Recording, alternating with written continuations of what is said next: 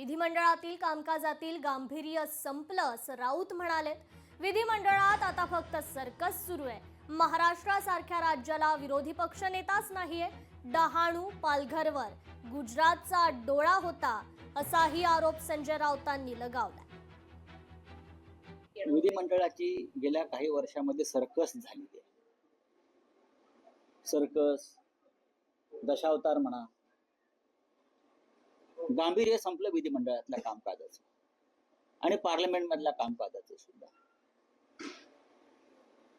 संसदेमध्ये विरोधी पक्षनेते राहुल गांधी आणि प्रियंका गांधीमुळे संसदेमधल्या चर्चेमध्ये जान आहे।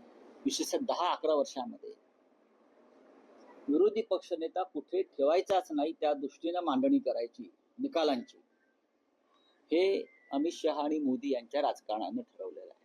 पालघरमध्ये गुजरात पूर्णपणे घुसलेलं आहे। प्रत्येक ठिकाणी महाराष्ट्रावर आक्रमण होत आहे, अतिक्रमण होत आहे। पालघरच्या सीमा ओलांडून गुजरात आतमध्ये प्रवेश केले पालघरच्या दिशेने। ते अजून पुढे येतील, कारण सगळे ठेकेदार तिथे काम करणारे त्यांचे आहेत। कधी काळी संयुक्त महाराष्ट्राच्या निर्मितीच्या वेळी त्यांनी पालघरवर दावा सांगितला होता। डांग, उंबरगाव, डहाणू, पालघर हे त्यांच्या गुजरातच्या अजेंड्यावर आहे, म्हणून त्यांनी बुलेट ट्रेन पालघरमधून काढलेली आहे। त्याच्यामुळे महाराष्ट्राला डोळ्यात तेल घालून लक्ष ठेवावं लागेल। महाराष्ट्राला म्हणजे फडणवीस सरकारला नाही। लोकशाही मराठी ऐका, पहा, जागरूक रहा।